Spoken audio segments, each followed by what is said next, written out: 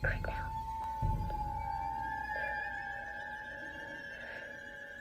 I see dead people.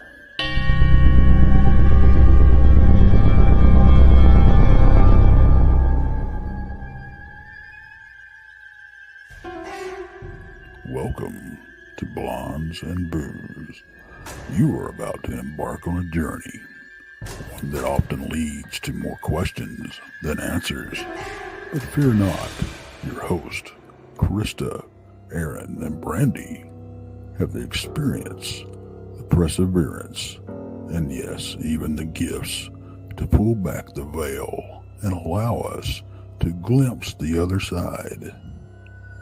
They will share not only their experiences, but will introduce you to world-renowned researchers and experiencers to help you find answers in the murky waters of what we call the paranormal.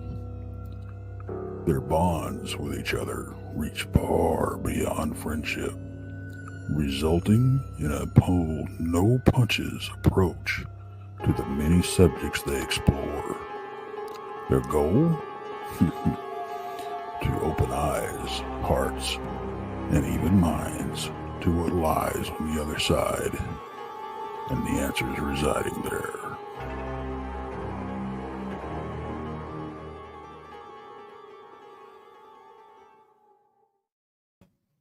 Hey everybody, welcome. Glad everybody tuned in tonight. How are you, Brandy? Oh, I'm good. Couldn't complain.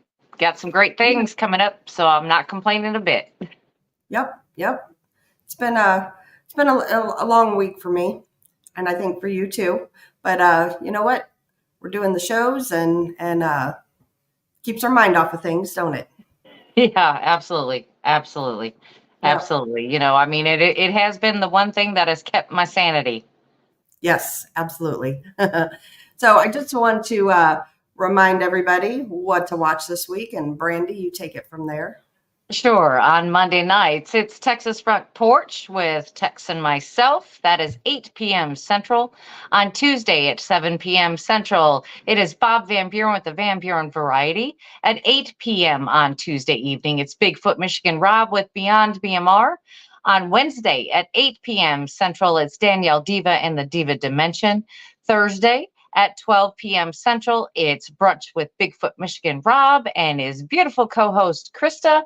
And of course, Thursday evening, it's us with Blondes and the Booze at 8 p.m. Central. On Fridays, if you can't get enough, of course, we're right here, Blondes, Booze, and the Woo at 8 p.m. Central, of course. And then on Saturday at 2 p.m. Central, you can watch the newest episode of Infamous Minds with Tex and Danielle Diva. And don't forget to watch Johnny Cho Says Stuff, because he does.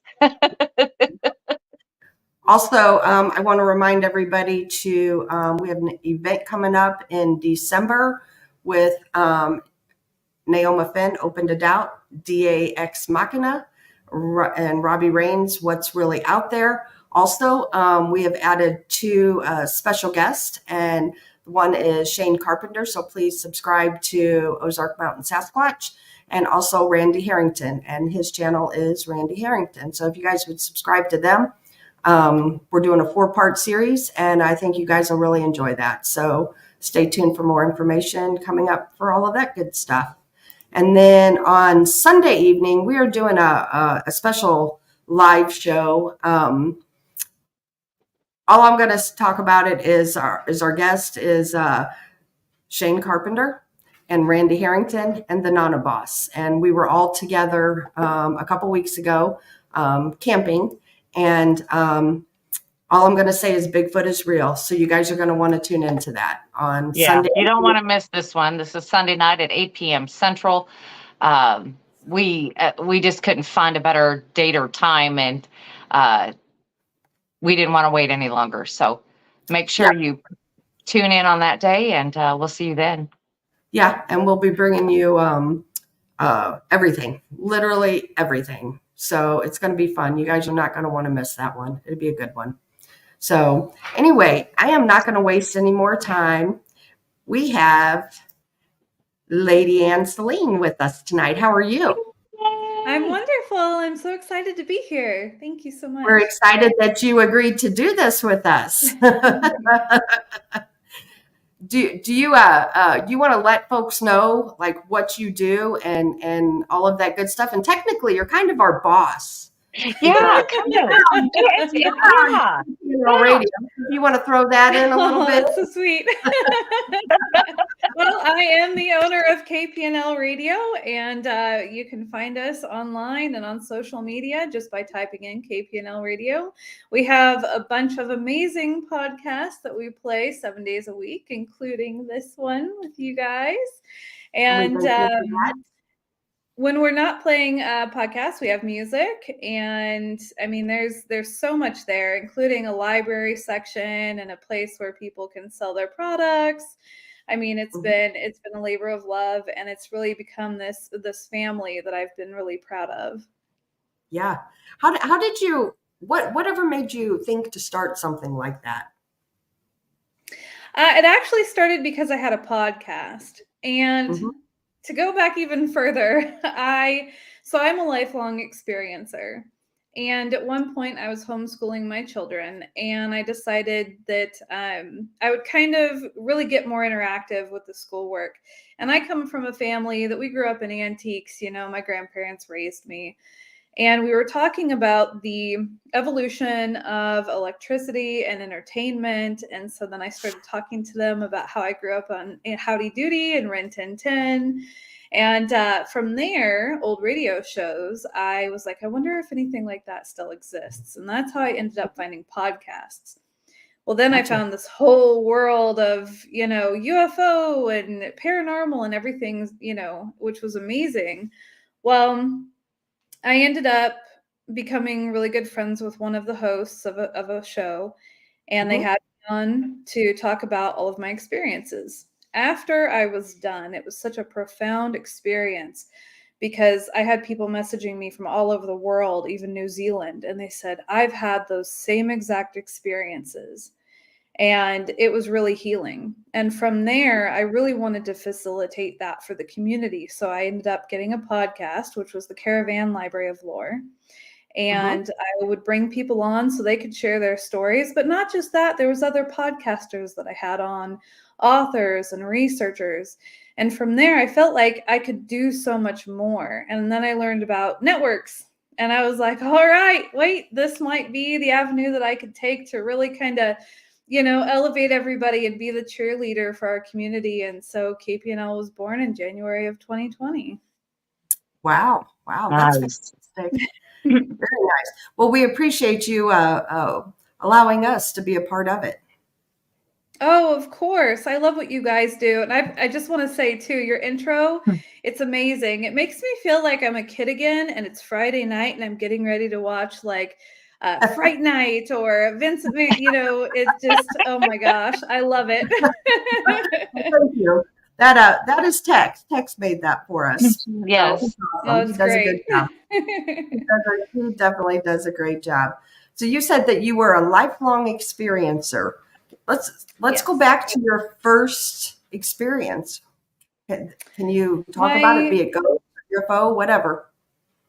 Yeah. So my earliest memory was, I think I was younger than a year old, and my father had taken me over to the babysitter's house, and he sat me in front of this really big, beautiful, picturesque window.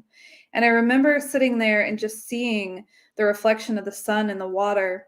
And I remember thinking, wow, I came back. And from there, I remember as well being in my crib, and I looked down the hallway and I could see these shadow-like entities. And it started out with kind of like a hand wrapped around this little half wall that we had there. And you could see like the shoulder and kind of the head, you know. And it never came forward towards my bedroom door. It always stayed there in the hallway. And that happened on and off for a couple years until I was able to finally shut my bedroom door when I got old enough. My dad let me. And I mean, what was really weird is that it wasn't until I was 13 and I went to visit my sister over the summer, because we lived about 4 hours apart on different sides of the state. Mhm. And she said, I have something I got to talk to you about. And I says, all right.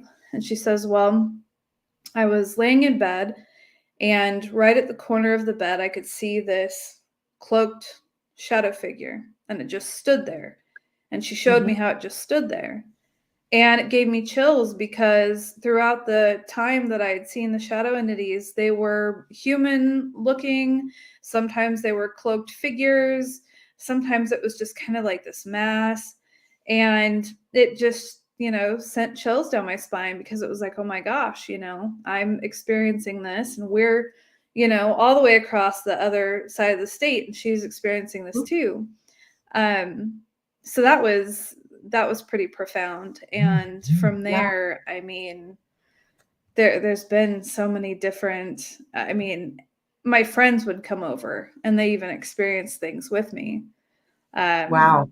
There were UFOs that we saw outside the sky. My father is ex-military, and I remember seeing lights when I would look out my bedroom window. And I asked him, I says, well, what are these? And he laughed and he said, well, some are airplanes and some are UFOs. And I said, well, what do you mean? And he said, well, UFOs, unidentified flying objects. And I said, okay. And he goes, well, how can you tell the difference? He goes, well, it's really easy. And he showed me the difference between a airplane and a satellite and all these things. And I said, well, are there good aliens and bad aliens? Now, I was really little. Okay. I was under 10. And he looks at me and so stern, he says, of course there are. Just like there's good people and bad people. Wow. And it stuck with me because I don't know why a parent would be so set. You know what I mean? If they Right. didn't know something or maybe experience something themselves. So Sure. You were really fortunate that you had understanding parents in this, with all of this weirdness. yeah, I feel very grateful for that because there are a lot of parents that, and it's something that I do kind of talk about, where I feel that it does the child a disservice to say ghosts aren't real, because then if they do have an experience, they're going to be more traumatized. Right, right. That's what I always tell, people, believe your child when they, start talking to little Susie, there might really be something to it, and Yeah.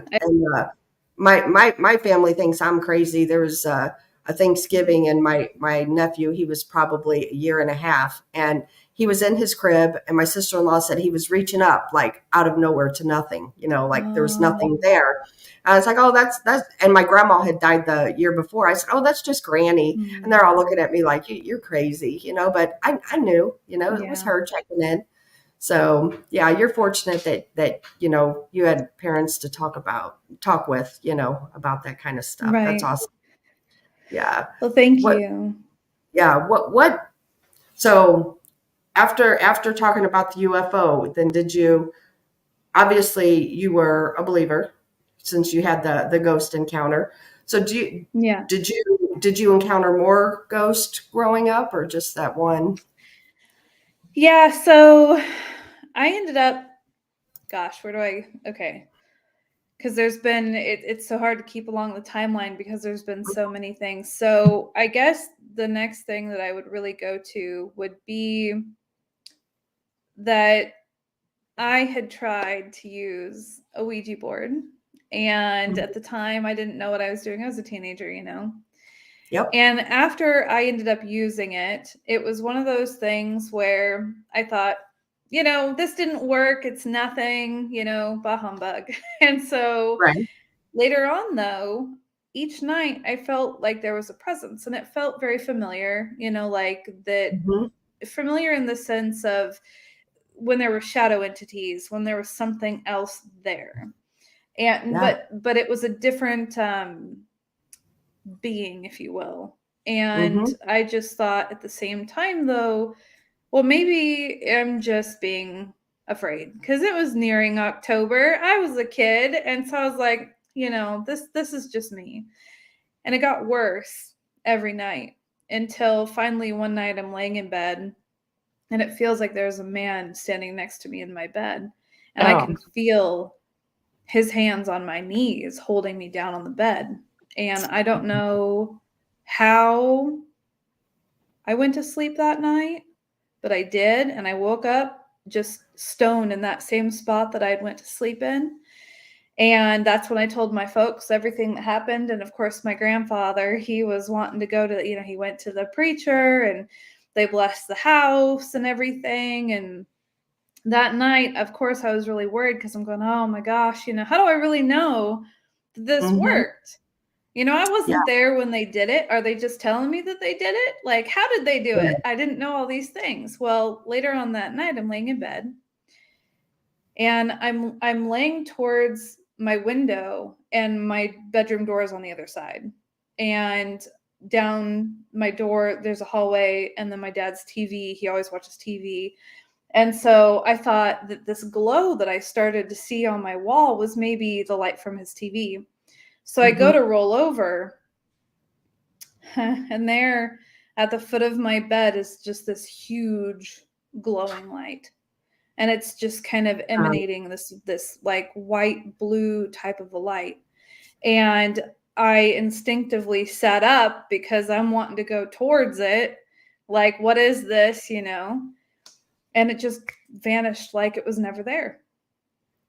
Wow. And so after that, I didn't have anything that was like negative and scary in my room. Well, how did that make you feel at the time? I mean, did you feel like scared or curious or, I actually, in that moment, I felt this peace and calm that I had never felt in my life before, and I've never felt it since.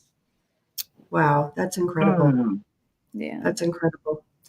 That is, because that makes me wonder if it was a spirit guide or a guardian of something of that nature that was checking in. Or even a past loved one, It could have been, yeah.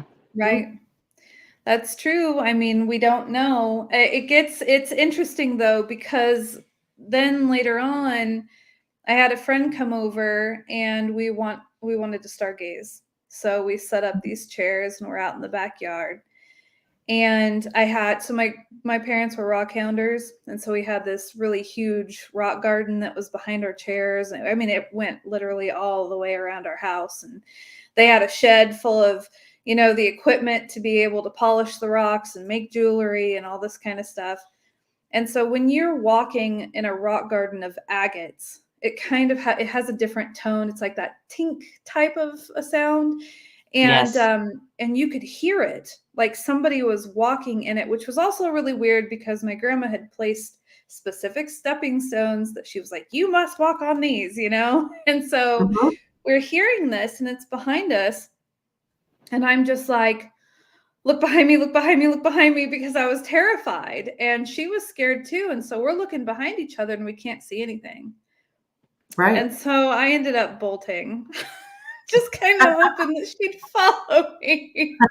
And so I take off and she takes off behind me and we get up into my room, we shut the door behind us and everything. And we're like, okay, that was really super weird. So we're sitting in my bed and this is, okay, my friend, she never cried. She was always very strong, didn't really ascribe to all this kind of stuff. And I'm sitting on my bed and she's facing me. So she's also facing the window. And all of a sudden I just see her put her face down quick in my bed in the pillow. And she's just frozen. And I'm like, what are you doing? And she wouldn't move. And I shook her. What are you doing? What's wrong? And so eventually I coax her out of it and she sits up and she's got tears running down her face. Wow. I'm like, what happened? And she said that she saw something in my window, which was on the second story. There was the only way that you could get to it would be with a really tall ladder. In fact, my grandpa, when he was painting, it fell over and he broke his leg. And so, anyways, she saw something in the window. Just go like that. And it just really scared her. Yeah, terrified her. She said that the fingers were long and lanky and just, alien-like is the way that I can describe it. Yeah. Or she said it was a woman. I mean, I wonder if it was something, if she said it was scary and the long fingers, wonder if it was like, the typical hag, I don't know. I mean, it was odd. It was a very odd behavior for her. And it was weird that we heard those footsteps and then all of a sudden we see something in my window. And it just, there's a lot of different stories, because that story actually ends up connecting with another story later on that summer, because we had went to Eastern Oregon to do like this camp senior trip type of thing.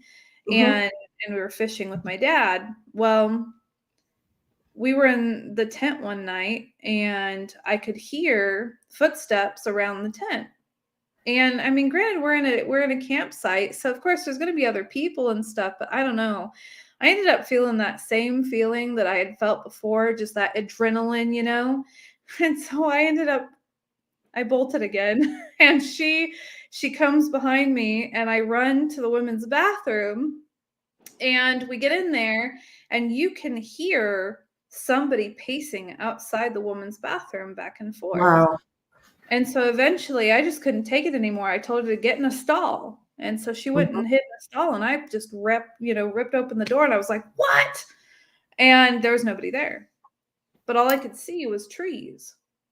And so what is really odd, though, is the next morning when we get up, because we eventually got our nerve back, we just walked back to the tent and we went to bed. When we got up that morning and went to, go do our hair and brush our teeth and everything, it was just a gravel parking lot. No trees. Wow. That's crazy. That's strange. Yeah. Wow. I'm trying to wrap my head around that. I'm like, I know. oh. Well, I mean, now that I've been in this community for so long and I've heard so many other stories, and after writing my first book, I'm trying my best to write a second book. And the title of it is Paramorphosis. So I took, paranormal and metamorphosis and put them together. And it's really about how you may have an experience that is one thing, but it ends up being something completely different later. It's like, what is a spirit? Is it somebody who's passed away? Is it a time slip? There's so many different, or with the shadow entities. Not only do you hear shadow entity stories, but you also hear them in connection with ET stories. And then you have the mind, what are those called? Not mind implants, but those thought projections that, you can have that an ET would put on you. So that way you're seeing something else rather than it. Mm-hmm. So it's a rabbit hole for sure. I did. As you're explaining that, I'm thinking about all those different rabbit holes. Like, where could we go down with that one? About every one of them. Right. Right. Yeah.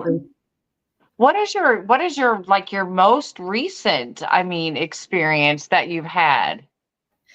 Okay. Well, my most recent, I would probably go with something. It was in Ireland, and it was more just kind of profound. It wasn't anything that was particularly scary.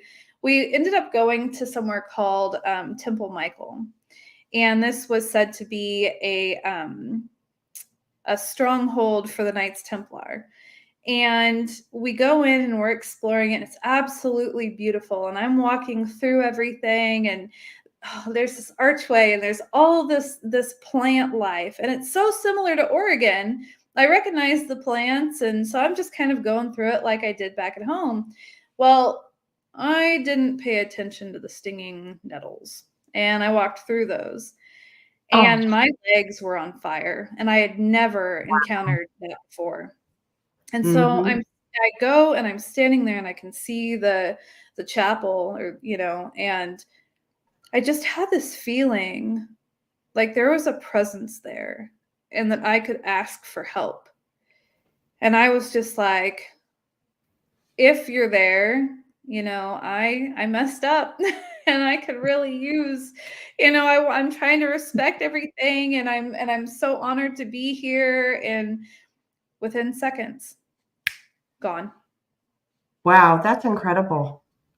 Yeah, So and everything that you have talked about up until this point, I mean, you have abilities, correct? I do. I don't always talk about them, but yeah. I mean, it's just everything you say, and, you know, and you and I are friends on Facebook, and you know, you talk about the animals and the creatures, and I mean, those are all clear signs, you know, that, you know, because I feel like, you know, somebody like you, animals are attracted to, you know, animals and children and things like Oh that. And yeah. after meeting you in person, I mean, it was just no doubt, you know. Without a doubt. Oh, Without a thank doubt. you. Yeah, Yeah, for I've had sure. recently a toad that has made his home on my front step. I He's saw really that. cool. He's like a coastal gulf toad. He's Yeah, really cool. I saw that. Well, we know you've made a recent move, and it was a huge one. Yeah. So I'm sure that all the plant life and the animal life is a lot different. So are Oh you yes. so are you having more interactions with, say, animals where you are now that Oh that you yeah. never had before? Oh my gosh. So let me tell you, I've been going on walks, right? And there Mhm. was some really interesting encounters that I had. And this is like a paved, so over in Oregon, if you're taking a walk on a hiking trail, it's like not even gravel and it's just kind of dirt. It's just a Mhm. trail through the woods. But here in Texas, they have these concrete paths that the bicyclists go on as well. And so it's very different and it's very, very people-y, you know? And so that's been a change. And I was walking along and man, I've seen so many ducks and so many different birds. And then I feel so ridiculous, but I totally almost stepped on a huge snake and it was right in front of me. I got saved just in time. And then, but one morning, this was so crazy. I go out and I'm walking along this path and I hear something over to my left. And I'm standing there and there's this huge herd of deer running straight at me. And I'm just frozen and they all come and they literally split around me and they just keep going. So I'm surrounded by deer and they're just going. And it was just I didn't know what to do, you know? And then a couple days later, I saw 5 bucks. Wow. I've never seen bucks when I've been out. Doe, yeah, but not buck, and especially 5. So yeah, it's definitely been a journey. It's been amazing. That's awesome. That's fantastic. Do you feel like, you know, I feel like, you know, it's all about intention. And so I Mm. feel what you put out in the world, you get back. Hence, like the animals that are attracted to you, you know, and things like that. And you honestly, you know, you have a very good aura, a very good vibe to you. And Thank you. and you know, I feel like, you know, you put out good intentions. So that's why you like your experiences are, you know, more on the positive side because that's more your intention. Does that make sense? Yeah, I would say so. I mean, and even if okay, so I'll share another story that way I can try to explain where I'm going. Mhm. Um There was one time I was living in an apartment complex and I was writing for their newsletter that they would pin on the door every month. And I was standing out on the patio and I was just looking up at the stars and I was thinking about Earth Hour and, you know, how could our community participate in that? Because we were on the outskirts. We were the last, like, building before these vast farm fields. And so that's what I'm thinking about when I'm looking out there. Well, Mhm. then I'm looking and it's down to my left and I see this huge cloud of smoke. And I'm thinking that, this was back when people I mean, I don't know how long people have been vaping, but I guess when I realized, that people were blowing out these huge clouds of smoke, that it seemed like not possible. And so I thought, okay, this is what's going on, and where's the person? And I'm looking for the person. But what happens is this cloud of smoke transforms into this humanoid looking thing. And it has a specific head, and it's got the big eyes, and it's skinny, but it walks like we do, but it's walking down the sidewalk, and I'm just frozen. There's no fight or flight. It's just completely frozen. And I'm holding my breath because I'm sitting there thinking, if I can see it and I'm aware of it, can its consciousness feel me staring at it? Is it going to turn its head and look at me? I'm terrified, Right. And then all of a sudden it walks past this little tree, but it's as if it walked through this invisible door and it's just gone. And so I'm standing there and I'm just like, there's no way. Like, there's no way. I didn't just see this. And so finally I'm able to kind of get out of this, and I'm able to get inside the house. I shut the door. I'm calling my sister, and I don't really get hysterical that often, but I was in that moment because this was just so beyond. And so she's talking me through it. She's telling me, okay, did you lock this door? Did you shut these curtains? And I finally get to my kids' room, and it's facing out there. And something draws my attention to the upstairs apartment window that's across the green space. And I look into the window, and there it is. And I took a picture. It's in my book. Wow. And it was, I threw down those curtains so quick after I took the picture and everything. And it just felt like it was coming back to say, I know that And so I was, and for it to be able to just defy what we view as laws, you know what I mean, in regards to manifesting and just it's here and now it's there. And it was terrifying, but it never ended up coming back. I never experienced that again. I'm fine. I'm here talking with you guys right now. And I think that the reason why I have certain experiences is because I have the podcast, is because I have the radio station, because, then I can understand what people come to me with and what other people experience. And I think that it all facilitates in the ability to heal one another. I mean, that's how I've spun it, at least. Right. So that creature, do you believe it? What do you believe it was?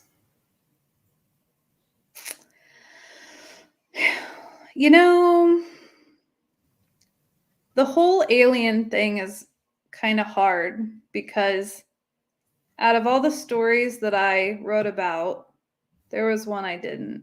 And that's kind of how I ended up starting my next book. And this story, I was really little and I was laying in bed and I thought that there was somebody in my room, like a man. And I thought he was going from one side of my bed down and then to the other side. And I had thought that he was over on the left side, but somehow he popped up over on the right, and it was like he touched my lower back. And ever since then, that spot on my back has never been the same. It's always felt weird, or if something's around, something otherworldly, it's like it gets this spasm, and I can feel it. And even to this day, I have to have something there, blankets, pillow, person, to block that while I'm sleeping. And so I went in and I did a hypnotic regression with somebody who is very reputable and has done hypnotic regressions with some people in the community here that have had Sasquatch encounters and stuff. And from what I saw, there was a being actually standing at the foot of my bed, and it was a thought projection. So what I was seeing, so it was weird because it was like you were viewing it from up here, like a replay, and you can see you seeing the thought projection, and that's where your mind is. But then you see the being at the foot of the bed doing this. And so based off of that experience, and then my dad's comments, and then some other really strange things that had happened in my life, like I was pregnant with my first child, and I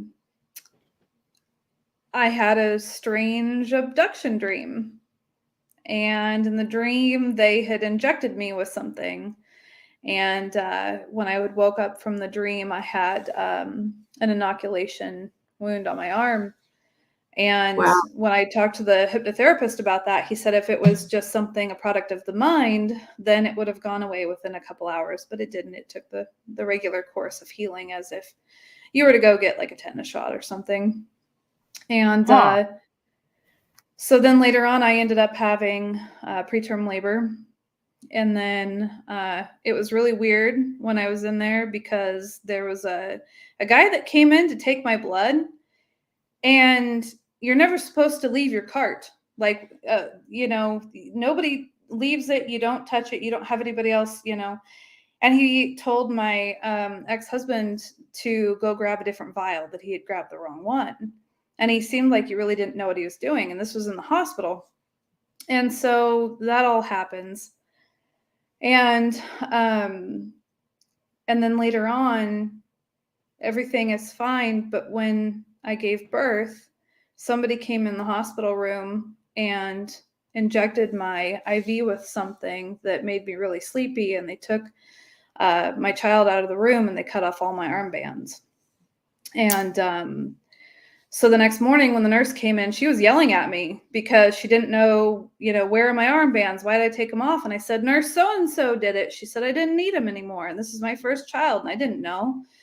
And she says, no, those are never supposed to be removed. And she storms off. Well, when she comes back in, she wouldn't even look at me. And so there's all these weird little instances that have happened that if you go back to the first encounters and the first experiences, was it a ghost and a shadow entity? Or could it all be more UFO alien related? I mean, I don't know. You don't know. Right. So what does Ken think about these things happening? I mean, was he a skeptic before, or believe in these things, or what's going on with that? I mean, because I'm trying to figure out, because I know he's cryptid and you're the total opposite. So I'm trying to figure out how this is meshing, Right. So with him and I, it's been beautiful, because we number one, we have our relationship here. And then I have Lady Ann, the caravan, and KPNL and everything here. He has his work over here. So in the middle, when we're together, okay, we like football. He's got a fantasy football league, and we're, doing all that kind of stuff on Thursdays, Sundays, and Mondays and everything.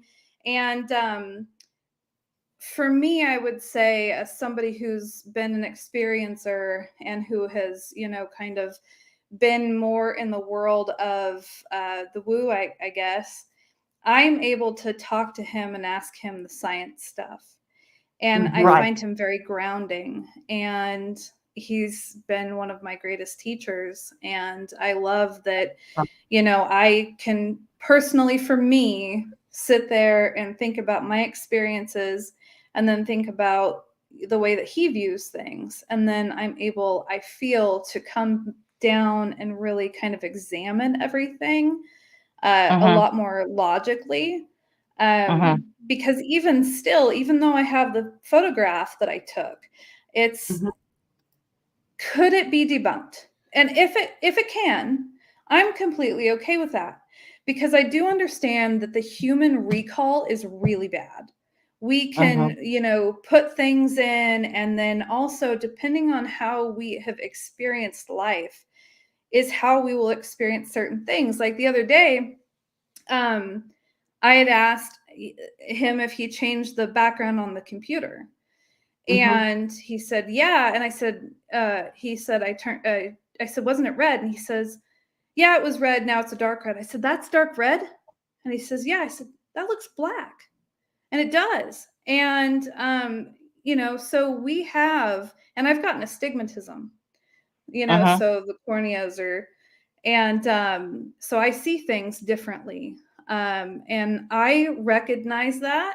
So the way that I not only physically see things, but also my life experiences, I have to really stop and not just jump on that bandwagon of, oh, it's a this, it's a that, he's really taught me how I can come down and really truly analyze things and be more grounded. So right. And that's, I've said this many times on the show that, Brandy and I, when we do the paranormal, we don't go in there automatically thinking a location is haunted. We want to get proof. It's not that we don't believe the homeowner.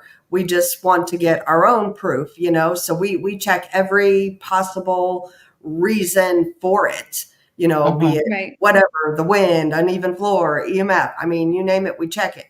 And, then if we can't come up with a reasonable explanation or recreate what they have experienced, then it's kind of like, okay, well, maybe we need to look this way a little bit, or, so I get what you're saying with, you and your and Ken's relationship, that he kind of grounds you like that.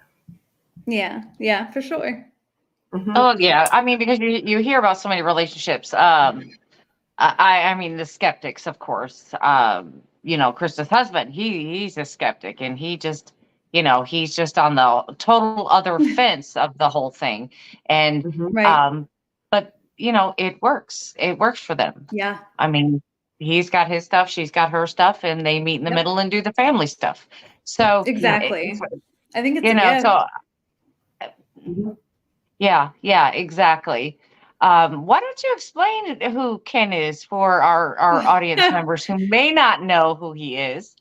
Not that we're here to talk about him, but they may not know exactly what you're dealing with at home, and how that relationship works. Yeah, no, it's Ken Gerhardt, world-renowned cryptozoologist. He's amazing at everything that he does, and I'm honored to be a part of his life. Yeah, you got to see them when they're together. They're super cute. Thank you. Super cute. They run around like this little family unit, like they're running, and you're just watching them. It's like if there's one, there's the other, and then they're this little family unit just going. And I'm like, oh. Oh, thank you. That's very sweet. That it is super sweet, and it's like, for me, I've always had paranormal things happening, my entire life. I was also in a family that dealt with it, so it was very easy for me to deal with things through my life as they happen, because my mom's like, well, sometimes that happens. And that made it easier for me. Like, hey, this is normal. This is a normal thing to happen to some people. It's okay. Krista didn't grow up with that. She had a whole different, upbringing where they tried to shoo it or, sweep it under a rug or something. Everybody but my grandma. My grandma was there. Yeah. I was getting to that right there, except her grandma. Her grandma really understood where she was coming from. So it's nice to see these little family units doing the thing and really coming together. So, I mean, that's a lesson we should all learn, I guess. Absolutely. Yeah, I mean, and we can. It's one of those things where I think that we all need to just accept each other as we are, because we all have something that we can bring to the table. And just because I believe in something and maybe somebody else doesn't, neither of us are wrong. None of us are like experts. We don't have the actual hard evidence. We don't have. What we have is our personal experiences filtered through our life experiences, and so I think that it would be beautiful if we could all come together. That's also one of my goals for KPNL is being able to have all these different, Yeah. Yeah, because I noticed, you do have a little bit of everything on KPNL, Yes, yes, you do. Yeah. Because Randy Gilbert gets really after us sometimes if we're not taking our breaks on time and we're not starting and we're not. He's like, "Look, you ladies got to get this together. You're just making it hard on me." Oh, So, he's been so amazing. It's just been incredible being able to have him as part of the KPNL family. I mean, he really is making it run so smooth. And it's just been a blessing. To be honest with you, he helps Blondes and Booze run smooth also. yeah, yeah, I love yeah. it. Especially when we got issues, he's like, "All right, let me get Yeah. home. I'll jump on. Hang on." Oh, Yeah. So we're like, right. "Okay, thanks." We're Oh, messaging him like, "Hey, we have some bleeps. You need to get the right. bleeps. Yeah. Get the That's bleeps out." awesome. Yep. So I mean, so it's always fun, and working with it is so easy. Like I said, we just do the show. He takes care of everything else. I'm like, yeah, well, that's easy enough, Yeah. So I like it. Yeah, I for like sure. it. Yep. Me too. Me too. So now you said you were talking about backstage, you were talking about a story that perhaps started off as one thing and then went Mhm. into something else, perhaps. Were you talking Yeah. about a cryptid encounter there? We started talking about it, but we ran out of time. So yes, maybe it was a Sasquatch story. Could possibly I be. I went to Ohio, and oh my gosh, I loved my trips to Ohio. My first one, I had actually went for my birthday, and we went to Fairfield Infirmary, and it was my first real actual ghost hunt.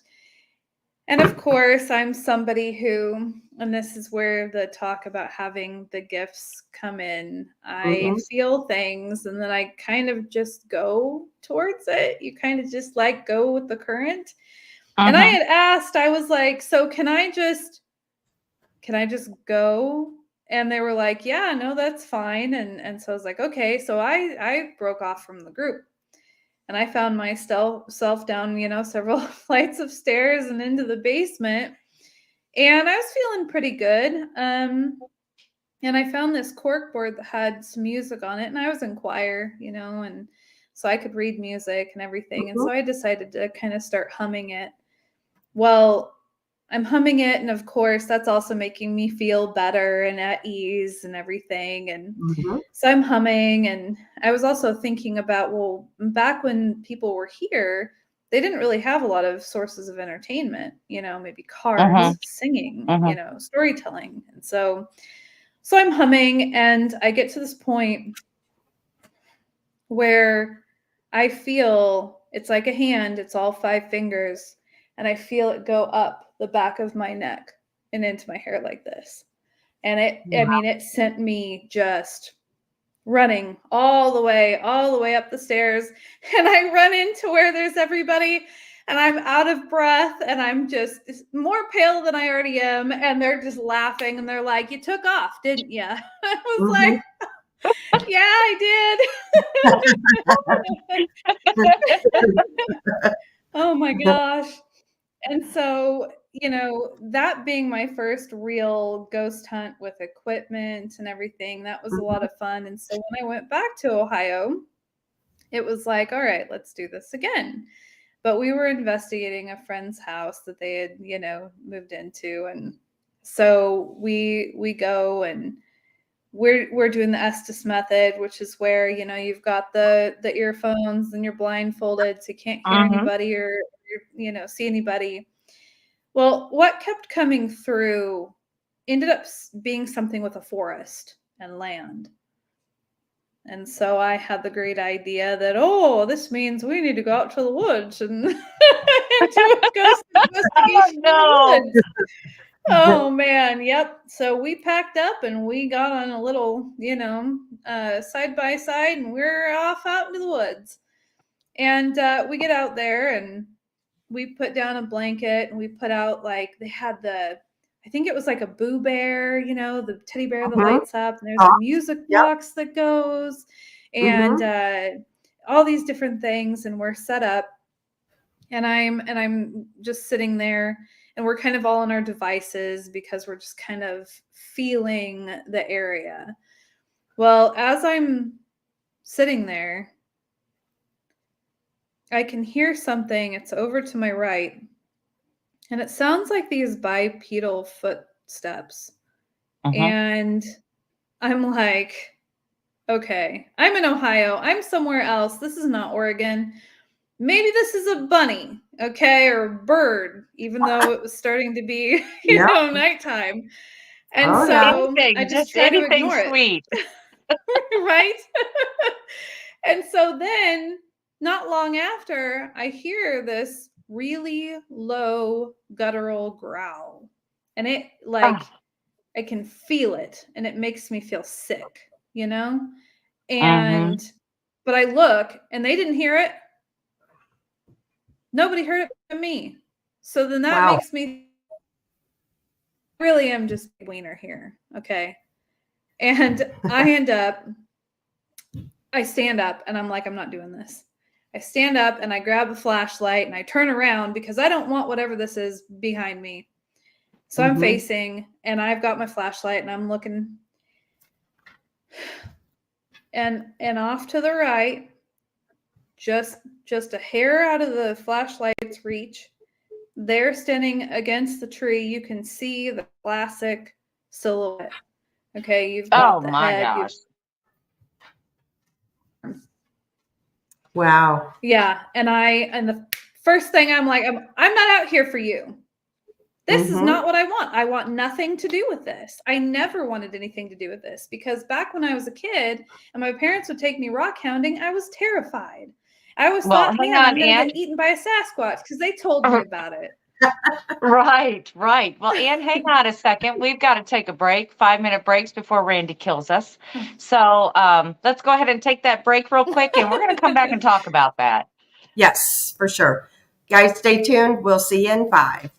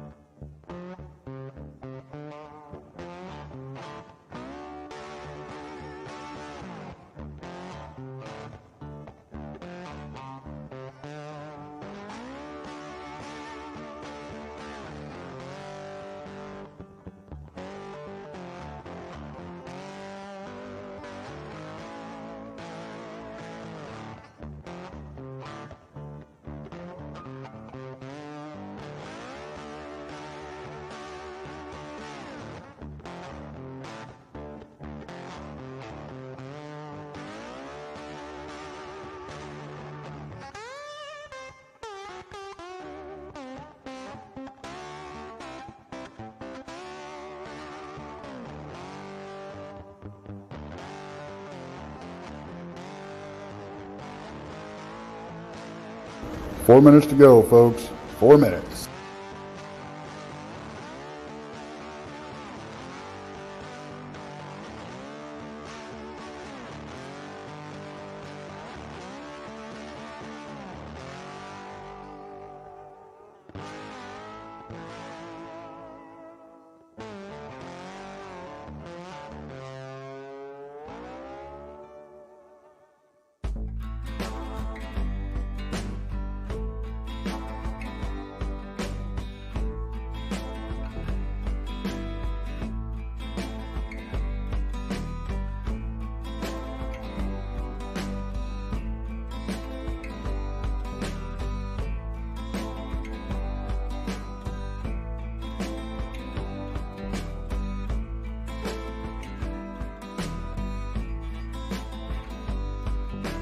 Three minutes. We're almost there.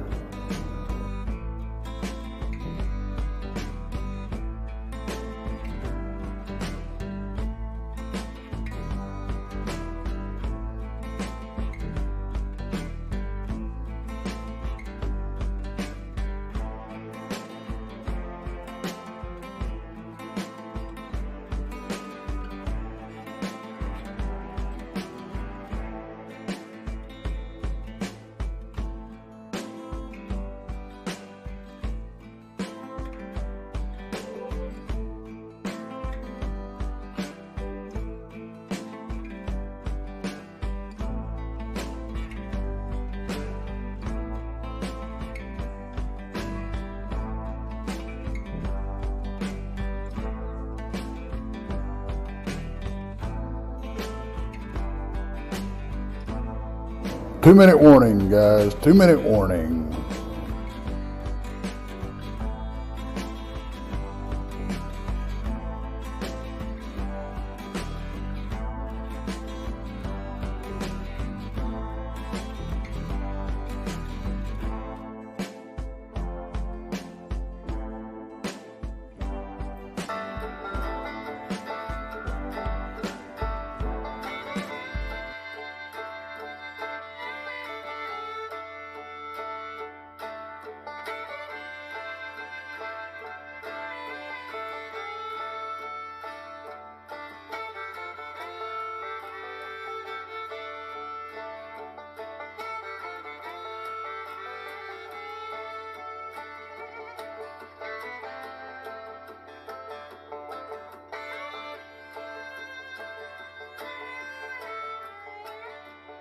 One minute. 1 minute.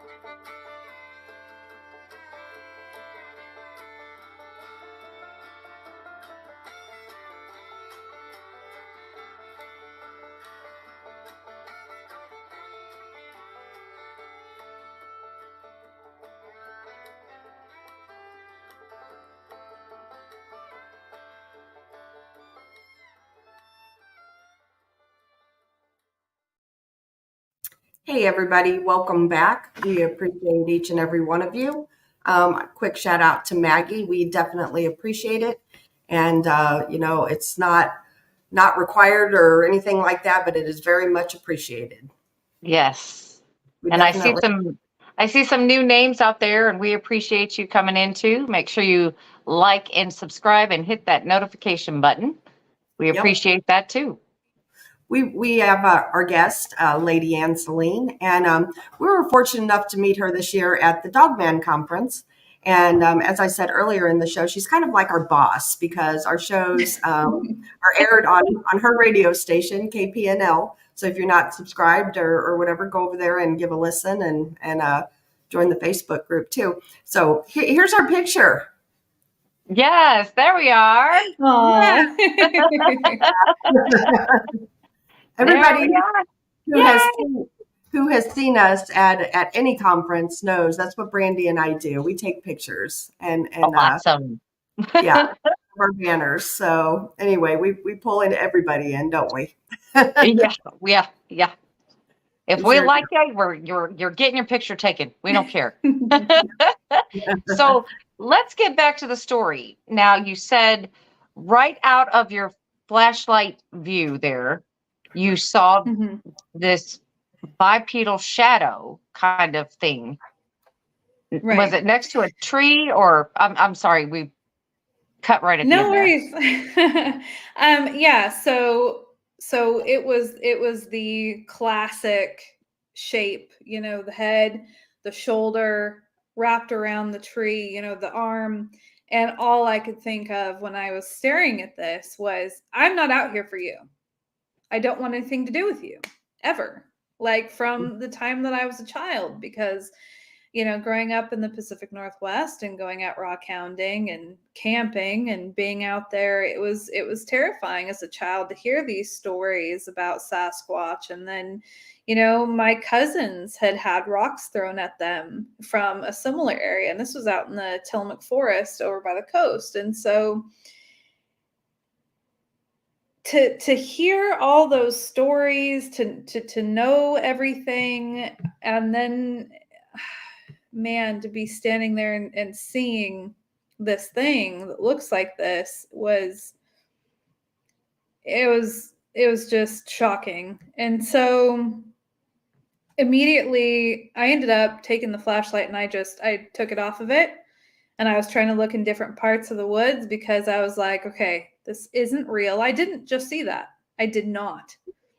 So as I move the flashlight from where it was, I get over to here, over to the left now, and we hear a big open-handed just smack on the vehicle that we drove in on. Now, at the time, the people that I was with, they laughed because if you're out ghost hunting, you hear sounds. Doors are slamming, footsteps. We're out in the woods. Okay. And of course, because I was scared and because I was really questioning what I was hearing and seeing and experiencing, I did not tell them what I saw. So all they heard was the smack. So they look at me and they're like, "Are you okay?" And I'm like, "No, like, we need to leave. I need to leave. I can't be. I've got to go." And so they're like, "Okay." So we pack up everything. We get in the little vehicle and we drive out of the woods, and now we're in a field. And they say, "All right, how are you feeling?" And I said, "A lot better." Now, when I look back on it, I always kick myself because when we were going into the woods initially, they asked me how I was feeling. And I was like, "I feel fine." So it was quiet. It was calm. And so I felt like things were fine. Well, that's how it is in Oregon. That is not how it is over there in Ohio, I learned. I didn't register that there was, gosh, the cicadas here, okay? Like, it's shocking. When I first got here to Texas, it sounded like people were out there with rattles, it was just, and you can hear it through the walls. And so I just wasn't used to that. And if I would have known that the silence wasn't a good thing, you know what I mean? Like, oh my gosh. So here we are. We're back out in the field. And my friend, she holds up her phone like this, way up in the air. Mm-hmm. And I know what's coming. I can just feel it.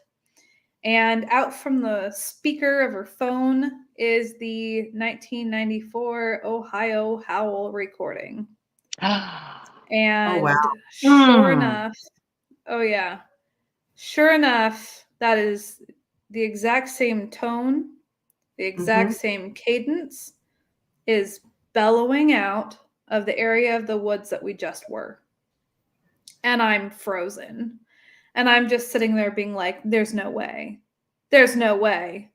And so I'm like, we got to go. Here I am again. Got to go, right?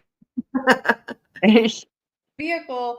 And we go, to debate. So I'm just like, oh my gosh.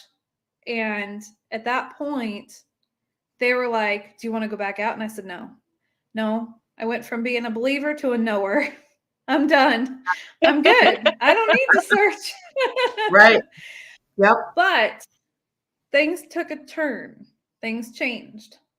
And so they go out and everything, and they heard, they heard like a tree branch and a tree being ripped out of the ground and smacked against another tree and everything. And so they get back, and I thought,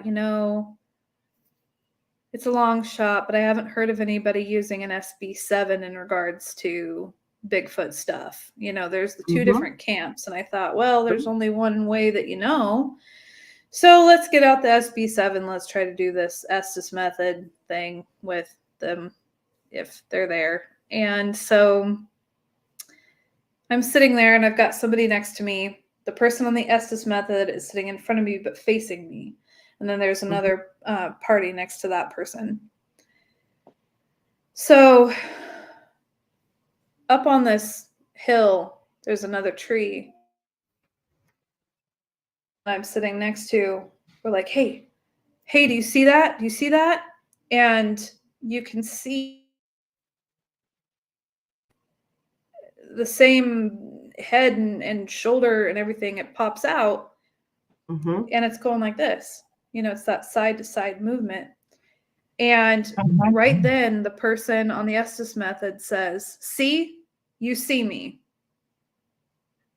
And it's Wow. like, okay. So then another person takes a flashlight and shines it up there. Person on the Estes method. Bright. Too bright. So, but then it's like you can feel this movement happen, or like this presence was descending almost on us. Mhm. And then this sing-songy voice came through the Estes method. And in my mind's eye, I could see a similar thing to what I had method. And it was this thing that had Oh. his upper body. It was like his hands were kind of bent at the wrist. Mhm. And it was almost like he went from one foot to the other as he did this sing-songy type voice. And it just came off like this shapeshifter. And then he mentioned the children's nicknames. And that was when we Wow. concluded the Estes method. And we're like, okay, we're done. It's over. Far at this Yeah. point. Yeah, And absolutely. we put everything away, and that was that. And so from this experience, it made there are the two different camps. What if one of the reasons why is because there are shapeshifters that can somehow know something within us, whether it's like some ancestral DNA that they can read, something that's been passed down through generations that we're not necessarily aware of, and they can read that and then take the form. So whether it's a dog man, whether it's a Sasquatch or whatever, they can take this form, and then that's where those attributes come in, where it can, like, what is it? It goes into a mist, or it disappears, or cloaks, or mind speaks, or whatever it is. Maybe it's not a Sasquatch doing it, but a shapeshifter that's shifted into a Sasquatch. You know what I mean? Like, Right. and I had never thought about it that way before, until having that experience. Yeah. I mean, it's possible. It's paranormal, it's all in the paranormal realm to me, be it ghost, alien, Bigfoot. If it's not normal, it's paranormal, Right. I'll Sunday night on our special show we have coming out. We'll be talking more about it, but my views on Bigfoot have changed dramatically, and we'll talk more about that on Sunday. But because I know a lot of people have negative encounters and some have positive encounters. So Right. I get that. I totally get that. You have a question here. Somebody asked, let me find it here. Little Patty asked, when you saw the shadow, can you guesstimate how tall it was? Are we talking the shadow of the next to the tree? Yes. I'm really I'm going to be honest. I am so bad when it comes to figuring out distances and heights. I don't know if it's because of my astigmatism, but like, I mean, okay, so definitely taller than me. I'm 5'2" on a tall day. So I mean, it's so hard for me to know. I mean, it had to have been over 6 foot tall, but I can't give any really good estimate other than that it was taller than me. Yeah, understand. Do you remember any coloring or anything? No, because it was just a shadow. It was just a shadow. Gotcha. So yeah, I mean, it's definitely interesting, and I all I can say at this point is Bigfoot is real. Yeah. And well, it's one of those things too. So back when I lived in Oregon, I went to Cliff's museum several times. Cliff Brackman, he's got a museum in Boring, Oregon, and the evidence that he has, that he presents and he talks about at the museum, and then going to the conventions as well that have people that, I guess they're called apers, those types of conventions and really hearing all the science behind it and everything, it really solidifies it for me even more that Bigfoot's got to be Bigfoot in the way that like Jeff Meldrum and everybody talks about it. And then the woo stuff has got to be, to me, and I'm just in my personal experience now at this point, it's got to be some kind of shapeshifter that's wanting us to, and, honestly, there's those stories about them being, what are they, protectors of the woods and protectors of different beings, so if a shapeshifter is trying to protect it, then it could take on the form and then have all these other worldly, abilities, which would really scare us, which would thus try and protect the species further. Yeah. I mean, like I said, anything's possible. And that's what, I like. So many people have different types of encounters. And that's where I think, like the flesh and blood and the woo, because some people do have the woo encounters with it. Some people have the flesh and blood. So that's what they believe. And that's, I don't knock either camp, because I wasn't there, I didn't witness what they did. So yeah. And I wish, that's just my belief. And I know it's Brandy's too, Absolutely. It's just, it just depends on, you can't really say it didn't happen. You just can't. And, some things that people are saying, they're describing things and just like Krista said, that sounds more paranormal than anything. Right. So if it is a shapeshifter or something of that nature, your theory sounds just about right for it. Honestly, it does. Thank you. Yeah, absolutely. And I'm just, we're just those two people that, we definitely have open minds, and, I can tell you what happened to me, but you know what? I believe you too, so where do they come together, So it's just, it's exactly. It's a whole different ball game. Yeah, definitely. Okay, go ahead. No, you first. I was saying we've only got about 15 minutes left or so. I was going to ask about your book, and let's talk about that and what's it about and things like that, because I've heard about the stuff that you've talked on your podcast, which is right up my alley. So I'd like to know more about your book. Well, my book is called Aperture in the Veil, Born in a Preternatural World. And I chose the title Aperture in the Veil specifically because of that first memory that I shared about really being able to sit there and be like, wow, I came back. When we're born, people talk about that we are born into a great forgetting. So what happens when there are some people that can remember? So maybe they didn't have the veil wash over them like most do. Maybe there was a hole in it for some, and they have more of a connection to different things, and they're going to have more experiences. And then, of course, born in a preternatural world because you were, you had that opening in the veil. And so originally I thought about writing it just because, being a mother and having your children, and we're never promised anything. We don't know if we're going to wake up tomorrow. And I wanted to have something that this thing that had all of my experiences in it, just in case as they grow, will they experience anything? And then they can look back and go, oh, our mom experienced this too. We're not crazy. We're not alone. And so originally I kind of started writing it as a journal, and it was just supposed to be for my children. But something kept telling me,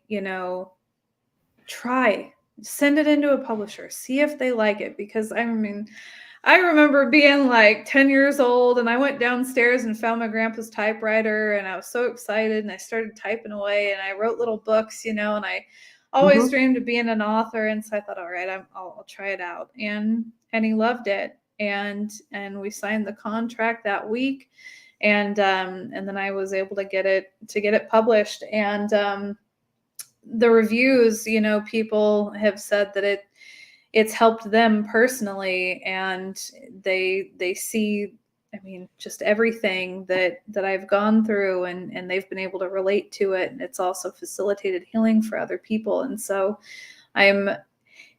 part of me feels really exposed in some of it because it's very personal, but then the other part of me is so excited that it's actually like touching people's lives. So it's got everything, all the stories that we've talked about today, plus other, you know, instances, even back to the opening of it was a really bad car wreck that I had gotten into, and it's a miracle that I'm here. And then from there, I started to have, at least from what I gather, I think that it was after that it kind of like kicked off my ability to know things, I guess, before they happen. Mm-hmm. Yeah. So it's got everything in it. Wow, that's incredible. And you know, the thing is too, you know, like, you know, you might just be helping that one person, you know, that reads it. Right. Right. You know, exactly. You never know. Where can everybody find your book at? So it's on Amazon. You can type in Lady Ann and it'll pop up, Aperture in the Veil. And then they can also message me for a copy. I really like doing that because then I can sign it, and then I like to wrap them up all special and send them out, and I customize everything that I send out. So yeah, they can also do it that way. That's awesome. Be Kind says, Ann Selene, your courage has given me some courage to share some of my experiences. See? So there you go. Oh, there you go. Thank you. That's so wonderful. Aw. That's pretty awesome. Pretty awesome. Yeah, that means so much. And now I have a question.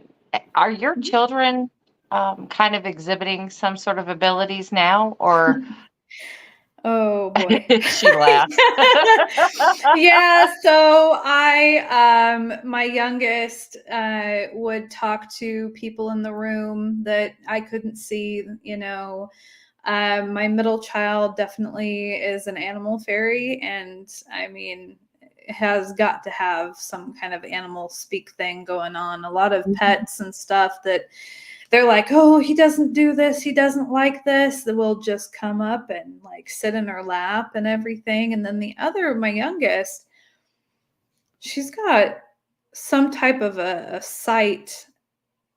It's kind of like a foresight, but then also able to see, like she says she can see things, not in her mind's eye, but like physically see things when it comes to like spirits and stuff. And that's what's really interesting, because I can be looking at something and she can look at something and she can see it and I don't. And then that goes into those stories that I've heard about where, you know, you might be, there's a story about Gettysburg where you had like several people. One person saw an actual soldier, one person saw just a spirit orb, just this little light, and then another person saw nothing. And they were all there together.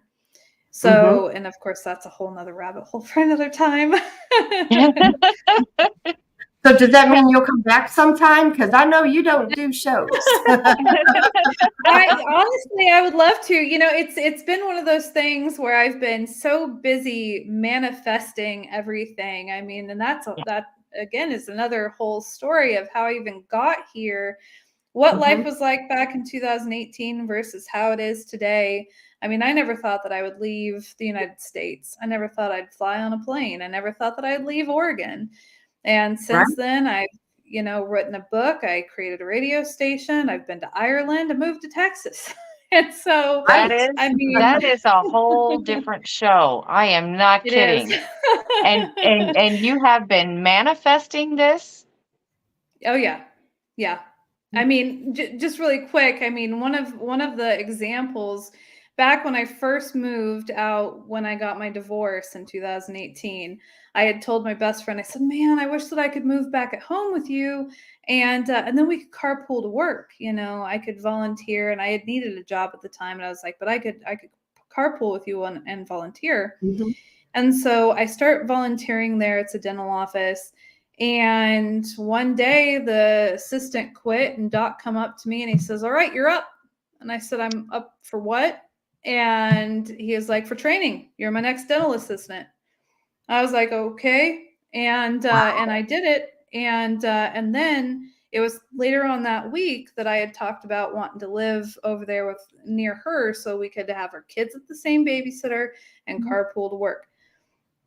So I said, I exclaimed, "Universe juice" is what I like to call it. I said, "Universe juice, let's pull up Craigslist." And so I pull up Craigslist, and sure enough, the very front listing is this little duplex with one house in between my best friend and that one.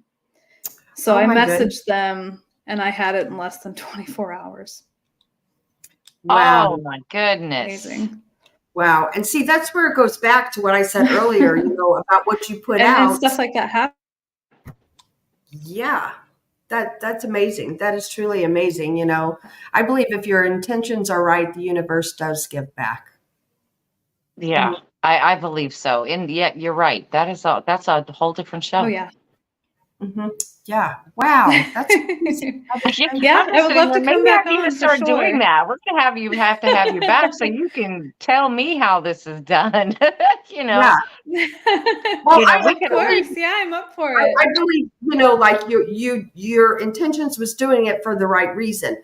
You're not putting your intentions out there to win the lottery. You're doing it, for, to help your family and to, things like that. So if you do the right intentions, you will get it back. You absolutely will. Yes.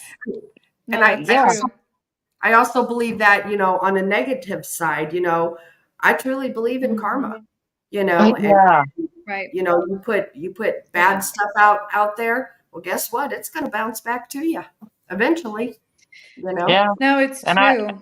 And I always say tenfold. Yeah. Yeah. So be careful what you're putting out there. That's all I got to say. I don't need any more, bad stuff happening. I got enough going on right now. I don't need any more. Krista does too. We don't need no more. So it will be interesting to talk with you again about, how that is happening and what has been happening and how we could all get some of that, I guess. No, I would love to. It's another really big passion of mine is manifesting and until we meet again, a great book. It's by Anthony DeMello. It's called The Perils and Opportunities of Awareness. Really important. I'm writing it down. That was one of the things that changed my life when I was in my senior year of high school. Wow. Well, you really are an amazing person. You really are. Oh, thank you so much. I appreciate that more than you know. Really. Yeah, because honestly, you've been through a lot just in the recent last couple of years. If you think about it, you uprooted your life, you moved to a state where, you're like, wow, this is all new to me. And then, you're doing fantastic work and, everything is just, I don't know. I envy you. But I'm glad it's happening to thank somebody, you all so much. Oh my goodness. Well, it means more than you know. It's definitely, and again, I spent years in what was called a healing group. So until I was about, I think I was 16 or so up until, after I was a mom. And the things that I learned in there also go into all of this with manifesting and really our reality and how we really we're the creators of our world, and that's the first thing right there. So that is awesome. That is awesome. Because we've just the world has just seen so much bad stuff, that we need something more uplifting, that there is a light at the end of the tunnel, and people need this stuff. I need this stuff. So I'm very interested in what you've been doing, because I need something. Yeah. Of course. Well, we'll schedule a time to come back. Yes, absolutely. Most definitely, and I'm not one that believes in coincidence. I don't believe in that word at all. I think everything happens Synchronicity. for a reason, and you meet people for a reason, so I'm a big believer in that as well. Yeah. So am I. Yeah. Definitely. Yeah. I don't like when people like say that they believe in fate. That just sounds like just a bad word. I like to believe in destiny. Everybody has their destiny, that they're supposed to Right. do something. Their destiny. That sounds better to me. Fate just sounds like so Well, and final. things So change. Yeah. Well, and And I think that fate is really like a solid thing. It's almost like, okay, you're fated since the day that you're born. And that almost takes away your power and your ability to be able to manifest things. And so I think that word can actually take away our personal power. yeah. Yeah, it's such a final word. Just the end all. That's it. That's all Yeah. you get. Yeah. Where Right. destiny, where destiny seems like, hey, I can change my destiny. Mm-hmm. Right. Yeah. I can make things work to my favor, but Yeah. I don't know. That's just something for another show. But Yeah. anyway, we've got about 3 minutes and 30 seconds here. Well, here, real quick, Griff has a good comment. He says, I have to watch the people I let around me. Some people carry some bad energy with them. Others just invite bad stuff on a daily basis. And you know what? And I'm a big proponent in that. I choose to be around positive people, and I think that plays off because even, say at work and there's, negativity and somebody's always Do I ever know that? off Yes. on you, you got to learn how to get rid of that. And, that's my motto I live by. I don't do negativity at all. I like to surround myself with positive people. I stick with my tribe. Right. That's what I do. So important to do. So important to do. Yep. Because, it's true. We radiate energy. And we are energetic beings. We can pick up on that. It's one of those things where, like in ghost hunting, if you go into a building and you're just whooping and hollering about all this negative stuff and you're wanting to, like, I forget what they call them, but it's where they're, swearing and daring them to show themselves and all this kind of thing. And when they leave and the next team comes in, they're sitting there thinking, oh, there's a negative energy here. There's a negative entity here. And then all of a sudden it can become a demon. And now what's happening is that story is being told. And now they're creating an egregore, something that then will manifest and behave in that manner. And it's all because somebody decided to be negative. You know what I mean? Like, it's like you, my friend, are the negative entity. You are the negative entity in here. Yeah, exactly. Yeah. I think you better walk outside. Right. Oh, goodness. And if you're ever in Missouri, look Brandy and I up because, if you want to do any ghost hunting, anything like that, or just hang out, just definitely, let us know if you're ever in our neck of the woods.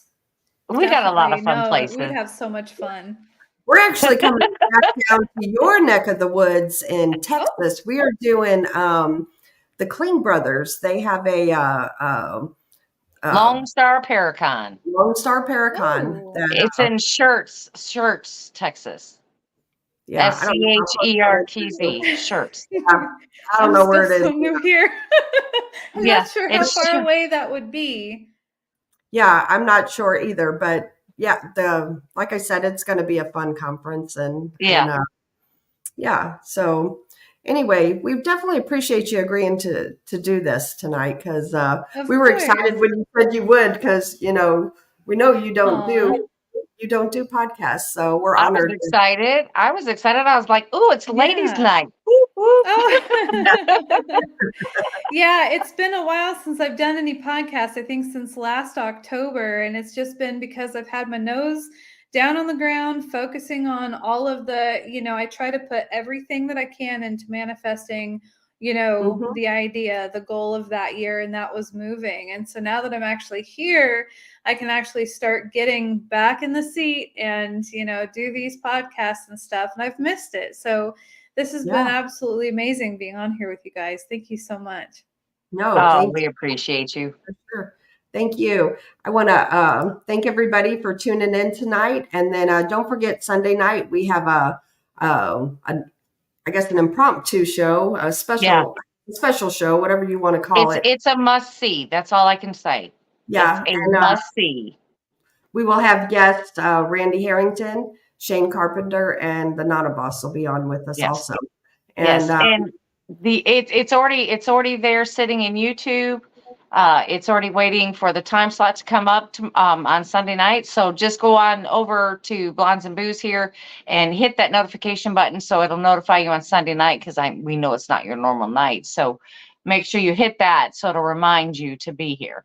Yeah, and the show is titled What Really Happened in Booger County, Missouri. Mm-hmm. So, yep. But we appreciate each and every one of you. And Brandy, do you have anything else? No, I think that's it. I mean, we're going to see everybody on Sunday. So, Yeah, sounds good.